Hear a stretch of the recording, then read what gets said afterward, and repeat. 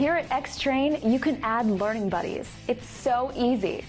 Step 1, click on your buddy's profile. Step 2, click the Add to Friends button. Step 3, watch for an activation email and activate it. I have more than 50,000 friends on MySpace, and I hope to get even more learning buddies. Oh, add me! I can be your learning buddy.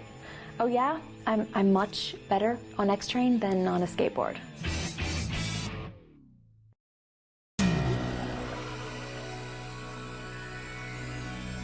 Now, finally, we're going to talk about news aggregation. My name is Giovanni Gallucci. We're talking about social media and how you can use it as a platform for your marketing and online advertising initiatives.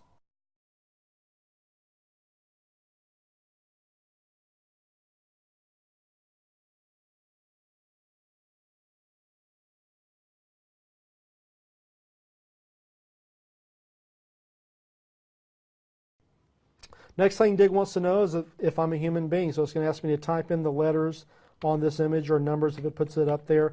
They put this here so people can't put automated systems like bots or computer programs against this thing and just automatically submit tons and tons and tons of articles. These images with letters inside of them are very, very difficult, if not impossible, for computer programs to read, so that's why they do that. I see a preview of my story. I've got my mug there next to the story, the title, descriptive information, the topic. I'm going to dig it because I'm submitting it. We're good to go.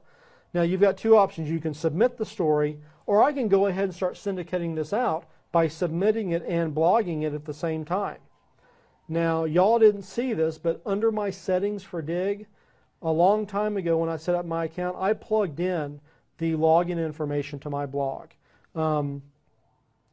So I can go ahead and hit submit story and blog it, and what's going to happen is this story is, uh-oh, look what's happened. Dig has looked at the verbiage that I've got in my story, and Dig is asking me whether or not this has already been submitted before. So let's look through this. We've got starting in voiceovers, no, 5 reasons. X-Train, here's one for X-Train. That's not the same one. So no, we're going to go ahead and say go ahead and submit it. That's fine. So what we're doing now is we're submitting the story to Dig, and it's also automatically sending this over to my TypePad blog. And so we go and we're going to pull up my TypePad blog, and we're going to see that this is the #1 story on my blog now. To be honest, I don't know if that happens instantaneously or not, but let's have a gander and see if it does. Is it here? And I'm pretty sure this is set up as my primary blog. That's not there yet. Let's go look at another blog and see if it went to another one. Because I've got several blogs that I manage personally and for my company. So I'll have to see one. Neither one of them up there. It'll be over there in a few minutes, and you can go either to my GallucciNet or the agency blog, and you'll see that that is up there at some point in time. It probably takes just a few minutes for it to get up there. So we have posted this to Dig now. So that's all fine and good. That's wonderful. Everything's happy, or everybody's happy now. But now we've got a backlink. We've deployed content on the web. But obviously with Dig, I've been sitting here flapping my gums for the last 12 minutes talking about how getting content on Dig means that it generates all kind of traffic. Well, let's think about how we might do that. Well, when we were covering instant messaging, one thing I mentioned is the fact that within an instant messaging application, you have so many people on your buddy list, and that's your sphere of influence there. And basically, instant messaging is only as good as the sphere of influence you have. Within Dig, it goes a little bit further than that, but you can help yourself out if you belong to other social networks that will allow you to communicate quickly to a group of people that may or may not go ahead and add digs to this website for you. There's a couple of things that are really important whenever you're working with Dig.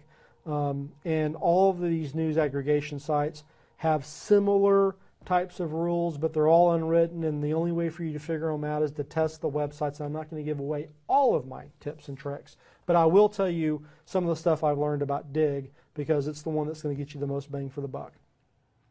First and foremost, we've got our website or our link in Dig now.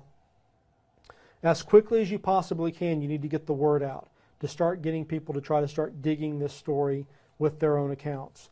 I'm going to go in, and while I'm talking, we'll see how long it takes for me to be able to generate, hopefully maybe even a couple of more digs by using another social network I have, which is called Twitter. Let's run over to Twitter real quick. I'm not going to do a whole lot.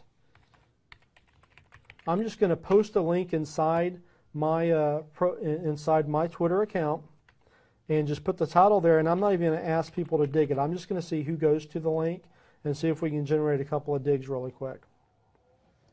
So we'll say 10 reasons why Jeremy.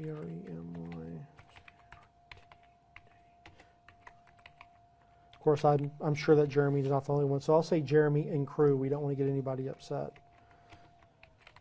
Started X-Train. I'll post in my hyperlink, and I've got 24 characters left. Let's go ahead and ask them to dig it. Please dig. And this is pretty cool because you're going to see fairly quickly that folks will jump on there and add a couple of digs to the application. But let's talk about some of the rules about using Dig.